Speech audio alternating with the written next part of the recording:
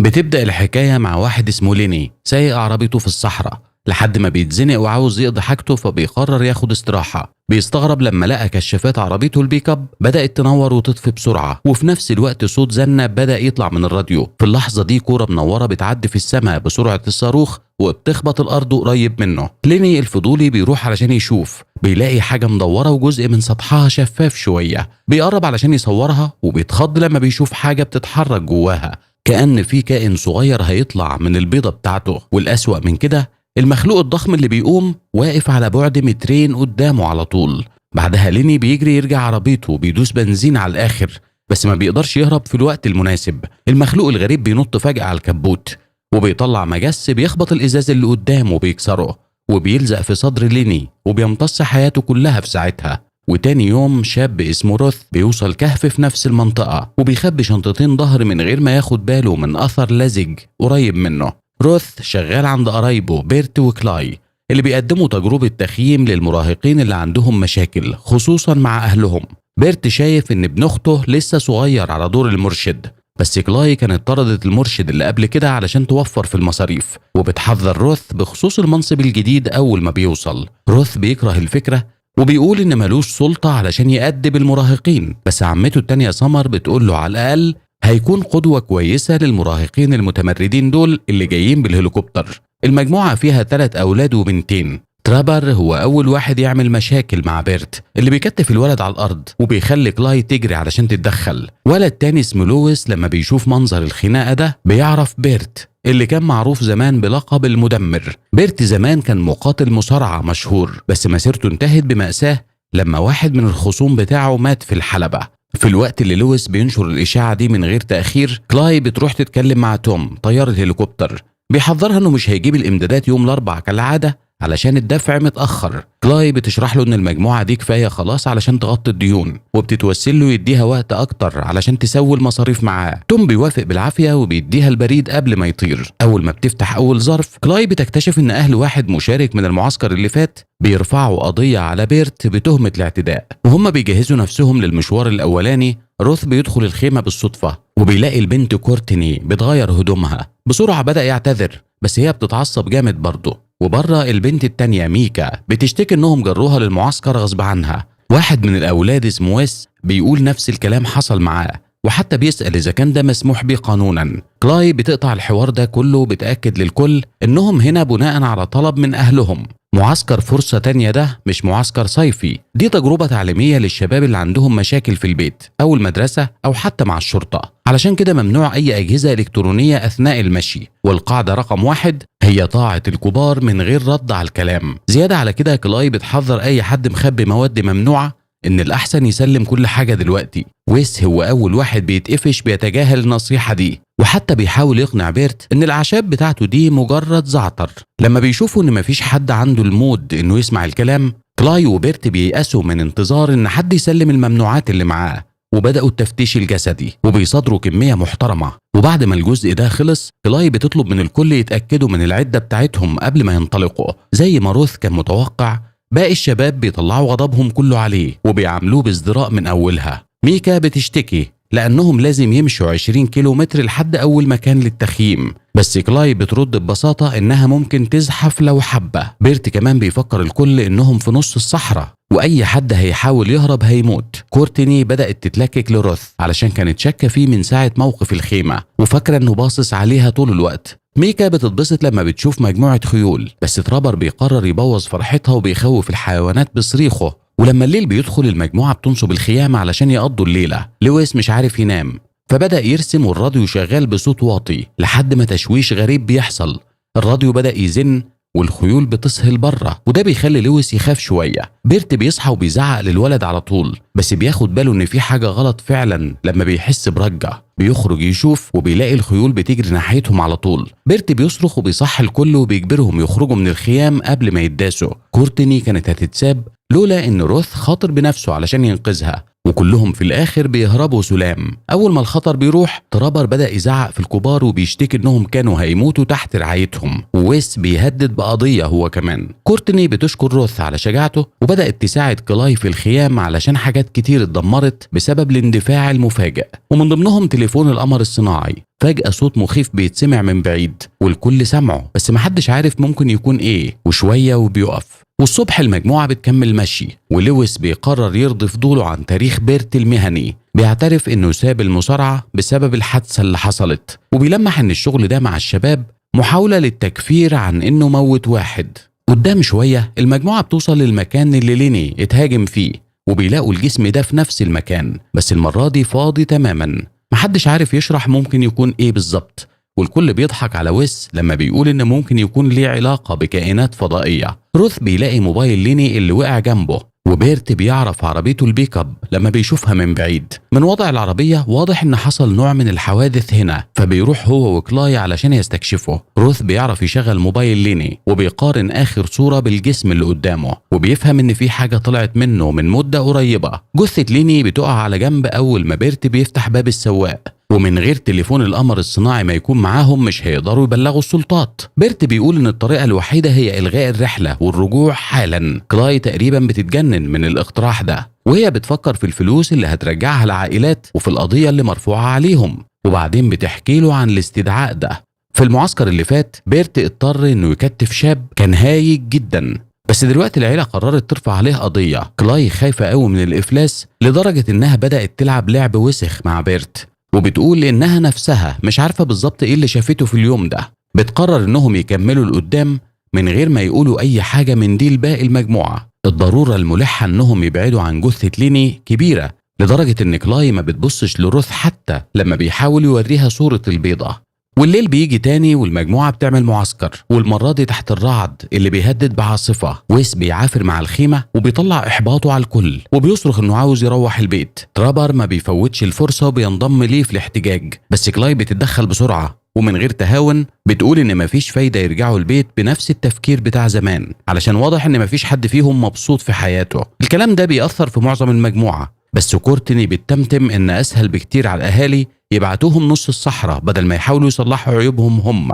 روث بيكمل محاولته يوري حد الصور اللي صورها ليني، بس دايما حاجة بتقطعه. المرة دي ترابر هو اللي بيعلن للكل انه رايح يدور على شجرة علشان يقضي حاجته، وبيرت بيطلب من روث يروح معاه، وده بيقرف الولدين. ترابر بيرفض الصحبة دي وبيزق روث جامد وبيوقعوا على الأرض. كلاي بتفضل تفض الخناقة بدل ما تخليهم يطيعوا بيرت، واللي بيتغاظ لما بيشوف ان ترابر في الاخر بعد عن المجموعة لوحده. بيكون بعيد قوي لما بيسمع صوت حد دايس على غصن شجرة وبيتخض. بيرت بيظهر وراه وبندقية خرطوش في ايده، وبيقرر ان ما ينفعش يمشي لوحده. الولد متغاظ من قلة الخصوصية وبدأ يشتمه وبيبعد شوية لحد ما بدأ يسمع صوت زي همهمة. بيبص وراه بيلاقي مخلوق بشع طالع. بيرت بيزعق وبيقول للولد يجري، وبيقف قدامه وبيضرب نار على المخلوق كذا مرة. الضرب بيجذب انتباه الباقيين، وروث بيجري على هناك وبيخبط في ترابر في طريقه. بيكون مصدوم ومش قادر يشرح ايه اللي حصل، بس دلوقتي روث شايف بيرت بيتشفط. لما الكائن الفضائي بيخلص على عمه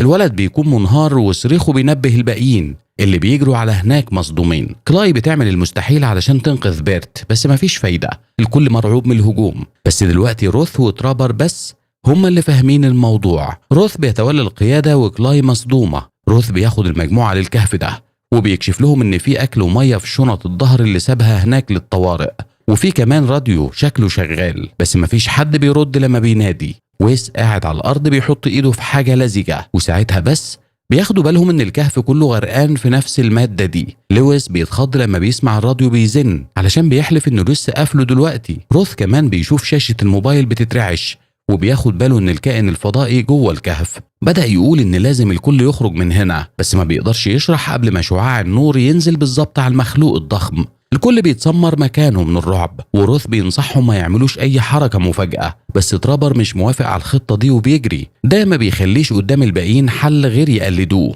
والمرة دي ويس هو اللي بيتساب بيتزحلق على الصخور، والكائن الفضائي بيهاجمه قبل ما يقدر يقوم، وبسرعة صرخاته بتتردد في الكهف وباقي المجموعة بيعرفوا يهربوا.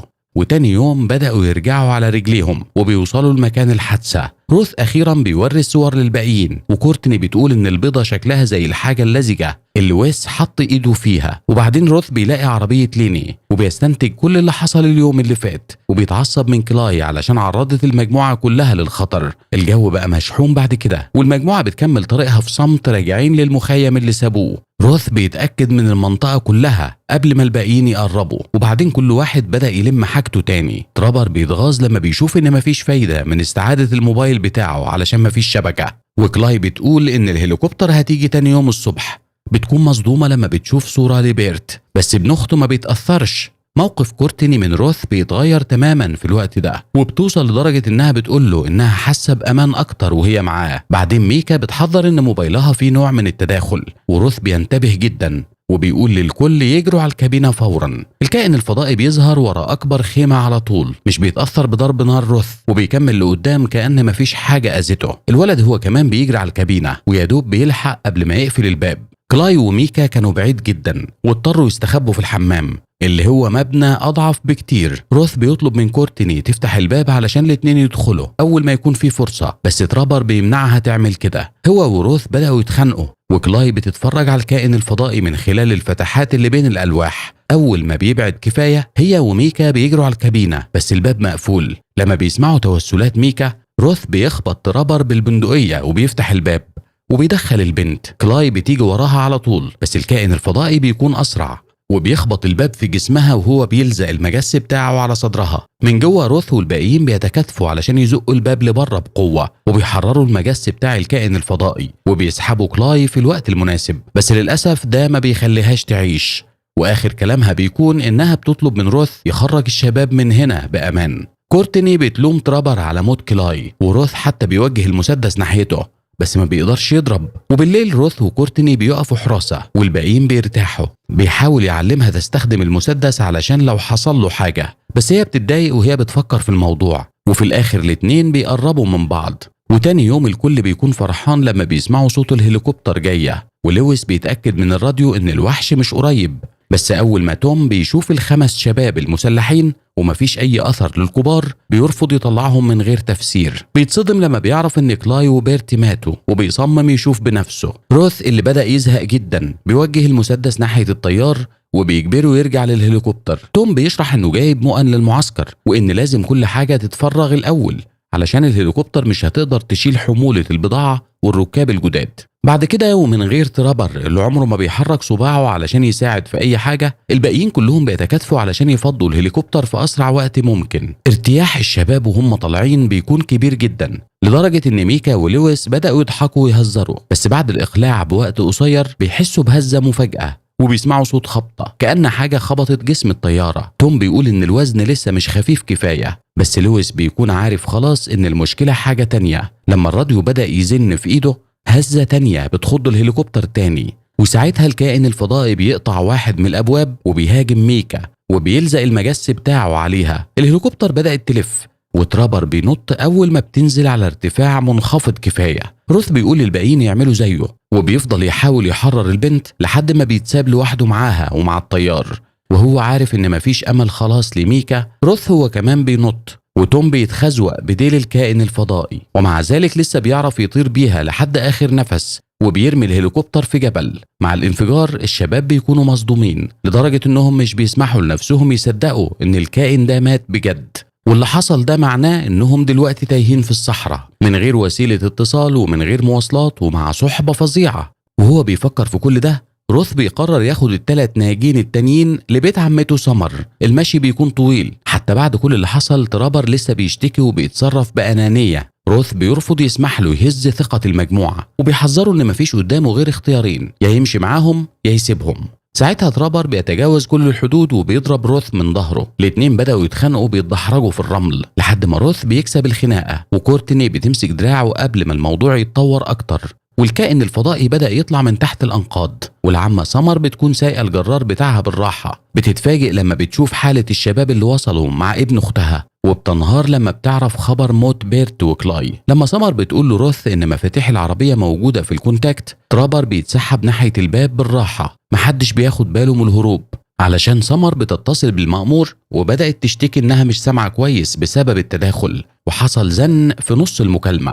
روث بياخد التليفون وبيأكد اللي كان خايف منه، الوحش هناك. ساعتها بس كورتني بتاخد بالها من غياب ترابر والكل بيجري بره. بيعرف يشغل الموتور تقريبا وبينط على ظهر البيك اب وبيزعق بيحذره بخصوص الخطر. روث بيتعلق بالجنب وبيوصل للشباك، بس ترابر بيضربه وبيوقعه وبيفقد الوعي لما بيقع على الأرض. كورتني بتروح له وبتحاول وهي يأسة تفوقه، وفي نفس الوقت الكل شايف الكائن الفضائي بيجري ناحية البيك اب اللي بتتحرك. الوحش بيوقف العربية بخبطة راس وبينقض على ترابر. قرب صرخاته بيخلي كورتني تيأس تنقذ روث وبتهرب تستخبى، في حين ان لويس بيطلب من سمر توريه الأسلحة فين. حتى الكائن الفضائي شكله مش قادر يتحمل صحبة ترابر كتير، علشان بدل ما يبدأ يمتصه المجس بتاعه يدوب بيخترق الولد وبيسكته خالص. بعدين الوحش بيدخل الجراج بالراحة، وده المكان اللي كورتني مستخبية فيه في ركن.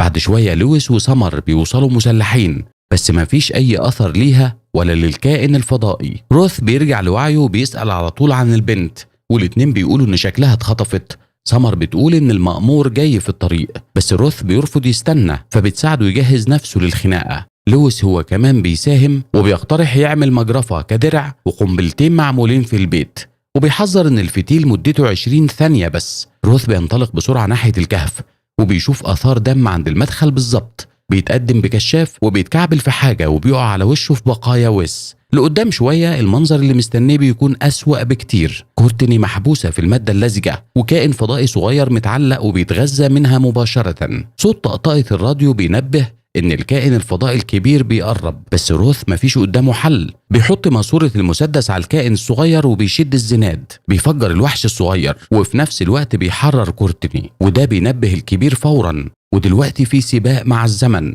روث بيستعمل واحدة من القنابل علشان يأخر العدو على قد ما يقدر، ومع ذلك بيكون قريب قوي من الاتنين بس ما بيقدرش يوصل لهم. سمر ولويس بيجهزوا فخ متفجر لما روث بيرجع مع كورتني. لويس بيشرح الخطة لروث، في حين ان سمر بتهتم بالبنت اللي شبه فاقده للوعي. الكائن الفضائي بيوصل اسرع من المتوقع وبيفاجئ لويس من ورا، بس روث بيعرف يشتت انتباهه وبدأ ينفذ الخطة. الكائن الفضائي بيطارده من خلال المزرعة، في حين ان سمر بتشغل المفتاح وبترفع هيكل السلك اللي لويس بناه. روث بيجري ناحيته وبينط في اخر لحظة ولسه مندفع لقدام. الكائن الفضائي بيخبط في الاسلاك وبياخد صدمة قوية، بس يدوب بيقوم تاني كأن مفيش أي حاجة أذته خالص. ساعتها سمر بتفاجئ حتى ابن أختها لما بتخبط الوحش بالجرار المليان بنزين. الحظيرة كلها بتنفجر ومعاها سمر، بس الكائن الفضائي بيفضل قوي وسليم. المخلوق بيهاجم روث، بس علشان المجرفة اللي في السترة بتاعته وضرب نار كورتني بيكسب وقت ومساحة علشان يحاول يعمل حاجة. روث بيروح ناحية الوحش ومعاه القنبلة اللي فاضلة وبيحط دراعه جوه بق المجس بتاع الوحش. دي الطريقة الوحيدة اللي هيقدر يفجر بيها الزائر الغير مرغوب فيه ده قبل ثواني من وصول عربيات شرطة كتير جدا. ودي نهاية الفيلم، ونتقابل في تلخيصة جديدة، وشكرا للمشاهدة.